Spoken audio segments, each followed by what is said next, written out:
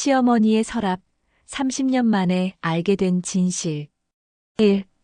그날 나는 시어머니 방 서랍을 몰래 열었다. 30해를 한 집에 살면서 단 한 번도 열어본 적 없는 그 낡은 오동나무 서랍을. 2003년 가을이었다. 시어머니가 뇌졸중으로 쓰러지신 지 사흘째 되던 날. 병원에서 필요한 옷가지를 챙기러 들어간 방에서 나는 그만 그 서랍 앞에 멈춰 섰다. 절대 이 서랍은 열지 마라. 시집 온 첫날 밤 시어머니가 내게 하신 유일한 당부였다. 1973년 봄. 23 새색시가 된 나는 부산 동래구 온천동 2층 양옥집에 첫 발을 디뎠다. 아버지가 일본인 지주한테서 해방 후 헐값에 사들인 집이라고 남편은 자랑스럽게 말했다. 대청마루에 유리문이 달린 당시로선 제법 괜찮은 집이었다. 며느리, 이리 와봐라. 시어머니는 나를 안방으로 데려갔다. 방 한쪽 구석, 장롱 옆에 놓인 오동나무 서랍장을 가리키며 말했다. 이 서랍만큼은 절대 열지 마라. 내가 죽어도 열면 안 된다. 알았제? 예, 어머님. 그때는 그게 무슨 뜻인지 몰랐다. 시집살이가 뭔지도 시어머니가 어떤 분인지도 모르던 시절이었다. 그저 순종만이 미덕이라고 배워온 23 처녀였으니까. 이 시댁 식구는 많았다. 시어머니, 시아버지, 시누이 둘, 시동생 하나. 그리고 시아버지 어머니, 그러니까 시할머니까지. 7 식구에 나까지 8. 밥 한 끼 차리려면 쌀이 한 되는 넘게 들어갔다. 며느리, 밥 됐나? 며느리, 국간이 싱겁네. 며느리, 빨래 덜 걷었어. 며느리. 이름은 정순이인데 아무도 이름을 부르지 않았다. 그냥 며느리. 시집 온 지 3년이 지나도 나는 여전히 며느리였다. 새벽 5시에 일어나 아궁이에 불을 지폈다. 시할머니 새수물을 데우고 8 식구 아침밥을 차렸다. 설거지를 하고 마당을 쓸고 빨래를 삶았다. 저녁에는 또 저녁 준비. 밤 11시가 되어서야 방에 들어갈 수 있었다. 그것도 시집살이라고. 친정어머니는 그렇게 말했다. 명절 때 잠깐 친정에 다녀오면 어머니는 늘 그 말만 하셨다. 에이 참, 요새 시대에 무슨 시집살이가 그래. 우리 때는 더했제. 1976년 겨울 처자일을 가졌다. 아들이겠지? 시어머니가 물었다. 아들 낳아야 한다 아이가. 입덧이 심했다. 냉면 국물만 보면 속이 뒤집혔다. 그런데도 나는 매일 아침 밥을 지어야 했다. 시어머니는 한 번도 쉬어라 하지 않았다. 우리 때는 해산하고 사흘 만에 밭에 나갔다. 그게 시어머니의 논리였다. 3. 딸이었다. 시어머니는 아무 말이 없었다. 아무 말도 안 하는 게 더 무서웠다. 시아버지는 병원에 한 번도 오지 않았다. 시누이들은 수군거렸다. 언니는 복도 없네. 오빠가 불쌍해. 남편 재석 씨는 뭐 괜찮다고 했다. 하지만 눈빛이 달랐다. 실망한 눈빛. 그 눈빛을 나는 잊을 수가 없다. 산후조리도 제대로 못했다. 사흘 만에 부엌에 나가 밥을 했다. 딸아이는 울었고 나도 속으로 울었다. 다음엔 아들 낳으면 되제. 시어머니의 위로 아닌 위로였다. 1979년 둘째를 가졌다. 이번에도 딸이면 어쩌나. 밤마다 기도를 했다. 부산 범어사까지 걸어가서 100일 기도를 했다. 새벽 예불에 참석하고 절을 100번씩 했다. 아들입니다. 의사 선생님의 말에 나는 그만 울음을 터뜨렸다. 시어머니도 울었다. 시아버지는 삼겹살을 사오셨다. 시누이들은 축하한다며 미역국을 끓여줬다. 잘했어, 며느리. 그날 처음으로 시어머니가 내 등을 토닥였다. 하지만 그게 끝이 아니었다. 4. 셋째 가져라. 아들 민수가 돌이 지나자 시어머니가 말했다. 예. 아들이 하나면 위태롭잖아. 하나 더 낳아. 어머님, 저는 뭐 힘들어. 그럼 내가 힘들지 않았겠나? 또 시작이었다. 우리 때는 이야기. 나는 더 이상 아무 말도 할 수 없었다. 1982년 셋째를 가졌다. 또 딸이었다. 시어머니는 이틀간 밥을 굶었다. 나도 밥맛이 없었다. 남편은 술을 마시고 들어와 벽을 쳤다. 도대체 왜 이래? 왜 딸만 낳아? 미안해. 미안하긴. 병신같이. 그날 밤 나는 아이들 재우고 마루에 나와 앉았다. 가을밤이었다. 코스모스가 마당 한쪽에 피어 있었다. 누가 심었는지도 모를 코스모스. 나는 왜 이렇게 사는 걸까? 그때 안방 불이 켜졌다. 시어머니가 나와 보고 계셨다. 우리 눈이 마주쳤다. 시어머니는 이상한 표정을 지었다. 뭔가 말하고 싶은데 못하는 그런 표정. 들어가 자거라. 예. 그게 전부였다. 5. 1985년 어느 날이었다. 시동생 재호가 결혼을 했다.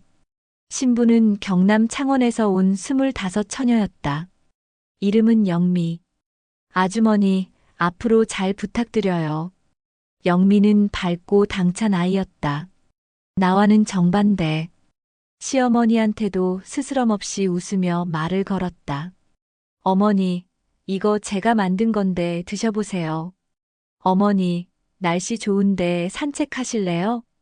나는 그런 모습이 신기했다. 시어머니한테 저렇게 말할 수 있다니. 그런데 이상한 일이 벌어졌다. 시어머니가 영미를 노골적으로 싫어하기 시작한 것이다. 쯧쯧, 버릇이 없어. 말투 좀 봐라. 어디서 배웠대? 시집 와서 어떻게 저렇게 편하게구나. 나는 이해할 수 없었다. 영미가 뭘 잘못했나? 밝고 예의 바른데. 시어머니 심부름도 잘하고 요리도 잘하는데. 그런데 시어머니는 영미만 보면 얼굴을 찌푸렸다. 큰 며느리는 얌전하니 좋은데 작은 며느리는 영 마음에 안 들어. 시어머니가 동네 아주머니들한테 하는 말을 엿들었다. 난 얌전하니 좋다고.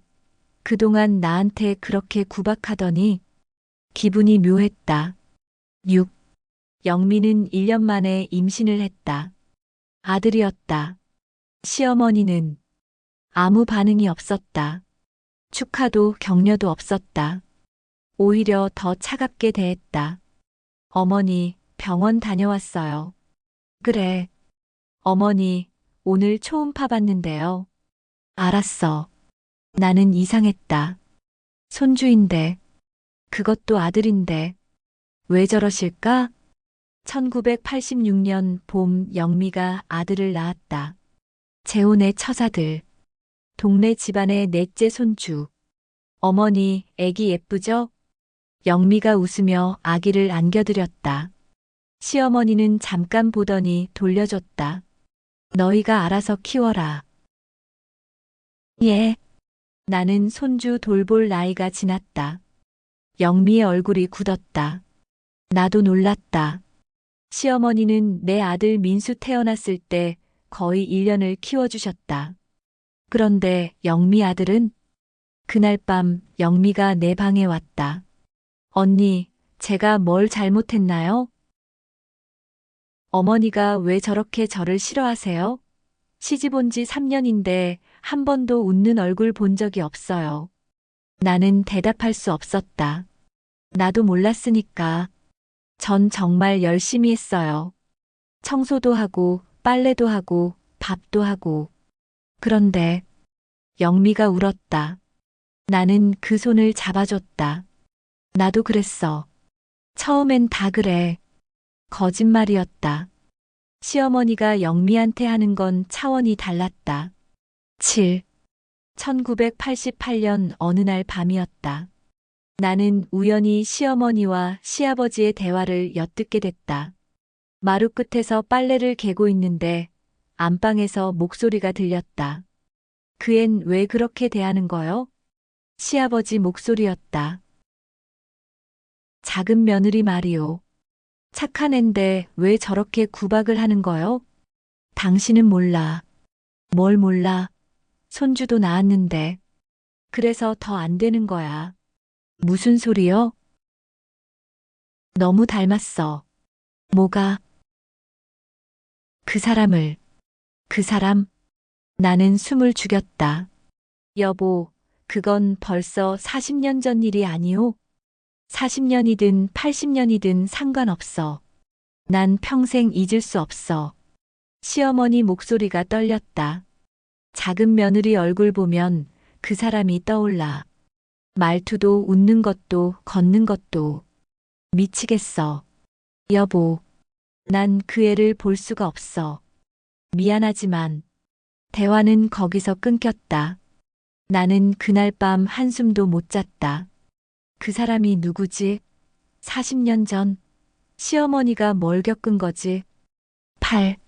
1990년대가 왔다. 아이들이 자랐다. 큰딸은 중학생, 아들은 초등학생, 작은 딸은 유치원생이 됐다. 나도 40줄에 접어들었다. 시어머니는 60을 넘기셨다. 흰머리가 늘고 허리가 굽기 시작했다. 그래도 여전히 무서웠다. 며느리, 제사상 좀 봐라. 며느리, 시장 좀 다녀와라. 며느리, 오늘 집안 청소 제대로 했나? 나는 여전히 며느리였다. 영미는 이혼했다. 1992년 봄. 결혼 7년 만이었다. 더는 못 살겠어요, 언니. 영미가 짐을 싸며 울었다. 어머니가 너무해요. 재호 오빠도 어머니 편만 들고. 전 그냥 사람 취급을 못 받았어요.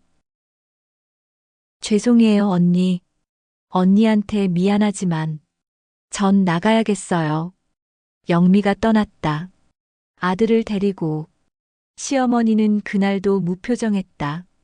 잘 됐네. 어차피 맘에 안 들었어. 나는 그 말을 듣고 섬뜩했다. 사람이 어떻게 저럴 수 있지? 1997년 IMF가 왔다. 남편 재석이네 회사가 문을 닫았다.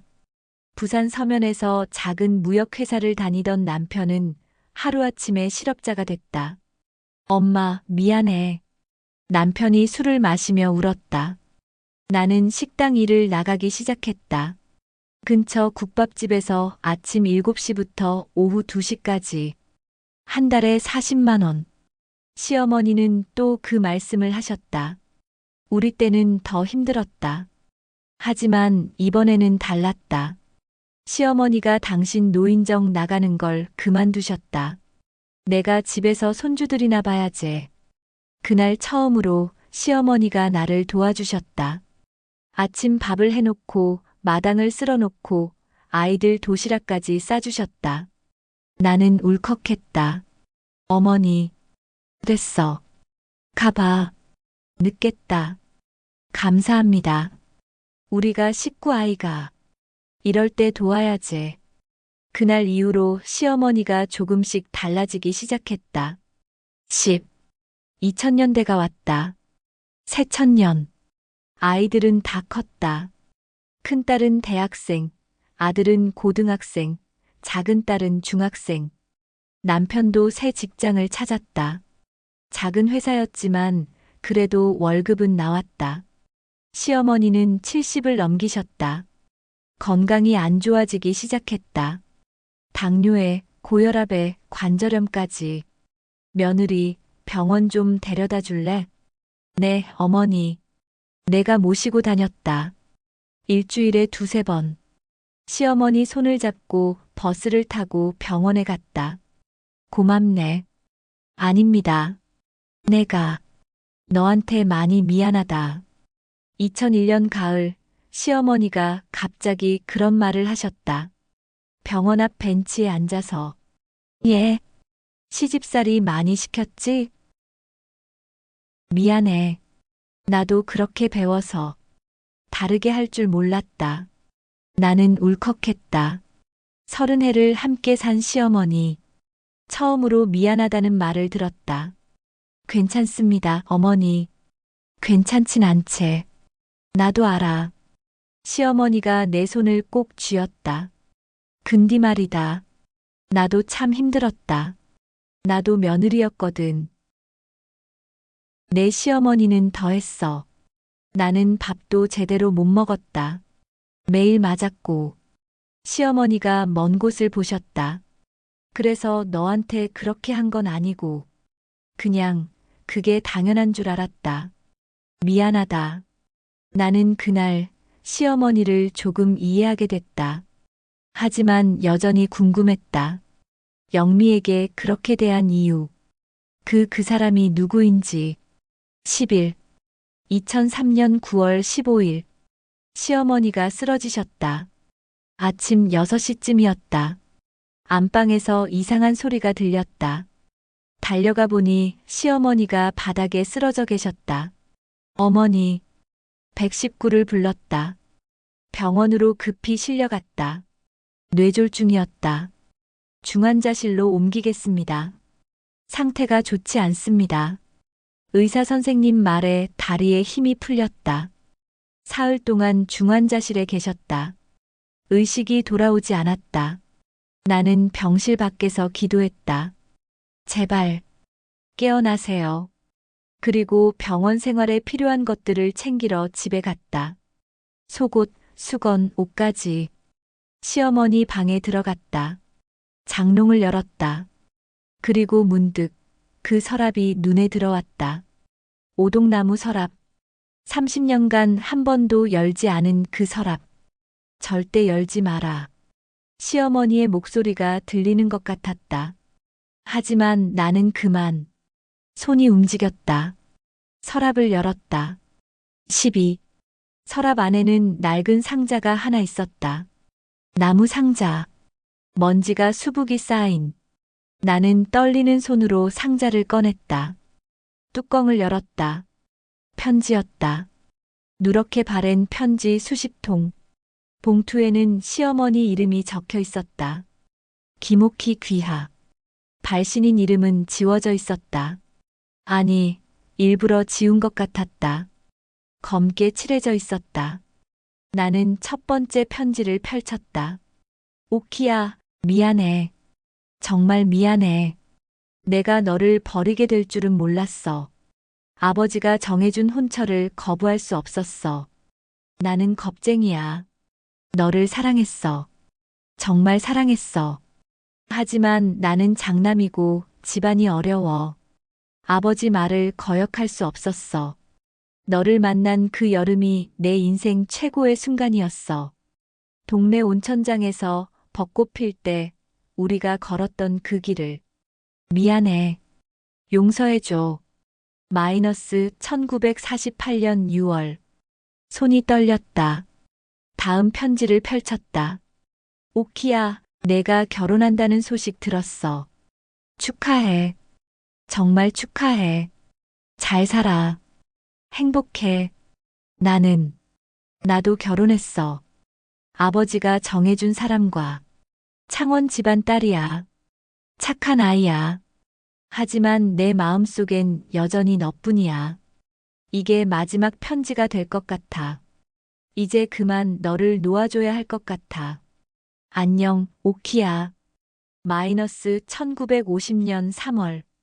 나는 그 다음 편지를 계속 읽었다.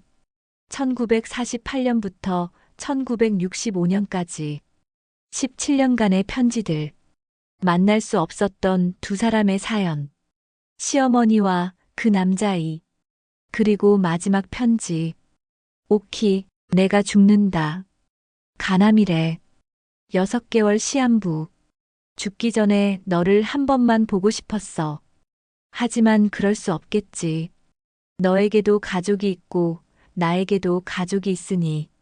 내 아내는 좋은 사람이야. 나를 사랑해줬어. 아이들도 셋이나 낳아줬어. 미안하지만 나는 그 사람을 한 번도 진심으로 사랑한 적이 없어. 평생 너만 사랑했어. 천국에서 만나자. 마이너스 1965년 11월. 나는 그 자리에 주저앉았다. 그리고 상자 밑바닥에서 사진 한 장을 발견했다. 흑백 사진. 젊은 남녀가 나란히 서 있는. 여자는 시어머니였다. 20살쯤 되어 보이는 아름다운 처녀. 그리고 옆에 남자는. 나는 숨이 멎는 것 같았다. 13. 영미였다. 아니, 영미를 닮은 남자였다. 똑같은 눈, 똑같은 인매, 똑같은 미소. 시동생 재호의 아내 영미. 그녀를 쏙 빼닮은 남자. 작은 며느리 얼굴 보면 그 사람이 떠올라. 시어머니의 말이 이해됐다. 영미가 그 남자의 딸이었던 거였다. 창원 집안 딸. 편지에 나온 그 말. 영미는 창원에서 왔다. 그 남자가 결혼한 여자의 후손. 아마 손녀쯤 되지 않을까. 시어머니는 그걸 알고 계셨던 거였다. 재호가 영미를 데려왔을 때부터 영미의 성이, 고향이, 그 모든 게 겹쳐졌을 것이다. 그리고 얼굴까지 닮아 있었으니 평생 사랑했던 남자의 자손이 작은 며느리로 들어온 것이다. 시어머니는 매일 그 얼굴을 봐야 했던 거였다. 평생 잊을 수 없었던 사랑을, 배신당한 상처를 매일 마주해야 했던 것이다. 나는 그제야 이해했다. 왜 시어머니가 영미를 그렇게 대했는지, 왜 차갑게 굴 수밖에 없었는지. 사랑이 미움이 된 것이다. 사랑이 너무 커서 잊을 수 없어서 그게 미움으로 변한 것이다. 14. 나는 서랍을 닫았다. 편지를 제자리에 넣고 상자를 다시 서랍 안에 넣었다. 그리고 시어머니의 옷가지를 챙겨 병원으로 돌아갔다. 사흘 후 시어머니가 깨어나셨다. 며느리. 네, 어머니. 여기 있어요. 시어머니가 내 손을 잡았다. 내 방. 서랍. 열었니? 나는 잠시 망설였다. 그리고 고개를 끄덕였다. 죄송합니다, 어머니. 시어머니는 눈을 감았다. 눈물이 흘렀다. 나 봤구나. 예. 어머니, 제가 괜찮아. 시어머니가 눈을 뜨셨다. 차라리 잘 됐어. 혼자 간직하기엔 너무 무거웠거든. 어머니, 내가 영미한테 미안한 거 알아. 그의 잘못이 아닌데. 시어머니가 또 눈물을 흘렸다. 하지만 볼 때마다 그 사람이 생각나서 미칠 것 같았어. 그 사람이 결혼해서 행복하게 살았다는 것도, 자식도 낳고 손주까지 봤다는 것도 다 알고 있었거든. 나는 평생 그 사람만 사랑했는데, 시집 와서도 자식 낳아도 손주 봐도 마음 한구석은 늘 그 사람이었어. 시어머니가 내 손을 꼭 쥐었다. 며느리, 너도 그런 사랑 해봤니? 평생 잊히지 않는 사랑 말이야. 나는 대답할 수 없었다. 남편 재석이는 좋은 사람이었다. 성실하고 착하고 가족을 사랑했다. 하지만 평생 잊히지 않는 사랑이었나? 고등학교 때 좋아했던 선배가 있었다. 도서부 선배. 키가 크고 안경 쓴. 하지만 고백도 못하고 졸업했다. 가끔 생각나긴 하지만 시어머니처럼 평생 간직할 만한 사랑이었나? 미안하다, 며느리. 시어머니가 말했다. 너한테 며느리 노릇만 시키고 정순이로 불러준 적이 없었지. 정순아. 처음이었다. 시어머니가 내 이름을 부른 것은 고맙다. 30년 동안 정말 고마웠어. 나는 그만 울음을 터뜨렸다. 15. 시어머니는 한 달 뒤 퇴원하셨다.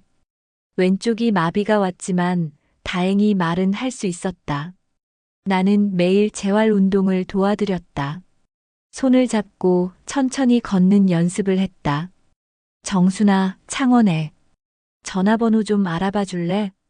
어느 날 시어머니가 말했다. 예, 영미 말이야. 전화번호 알아봐 줘. 나는 놀랐다. 영미는 이혼하고 10년 넘게 연락이 끊긴 상태였다. 어머니, 왜요? 사과하고 싶어. 늦었지만 나는 이틀 동안 수소문 끝에 영미의 전화번호를 알아냈다. 시어머니는 떨리는 손으로 전화를 걸었다. 여보세요? 영미야? 나야. 어머니. 전화기 너머로 울음소리가 들렸다. 어머니, 미안하다. 정말 미안해. 시어머니도 울었다. 그동안 너무 힘들게 했지? 아니에요, 어머니. 아니야. 내가 잘못했어. 너는 아무 잘못도 없는데. 내 개인적인 감정 때문에. 두 사람은 한참을 울었다. 영미야, 명절 때 한번 올래? 손주 얼굴도 보고 싶고. 정말요? 그래. 보고 싶다. 2004년 설날. 영미가 아들을 데리고 왔다. 16이 된 조카였다. 키가 훌쩍 컸다. 시어머니는 영미를 꼭 안았다. 미안해, 정말 미안해. 괜찮아요, 어머니. 아니야. 괜찮지 않아. 내가 너무 미안해. 그날 밤 시어머니는 영미에게 그 이야기를 해줬다. 젊은 시절의 사랑, 평생 간직한 그리움, 그리고 영미가 그 사람을 닮았다는 것. 그래서 너를 볼 수가 없었어. 미안해. 영미도 울었다. 저도 몰랐어요.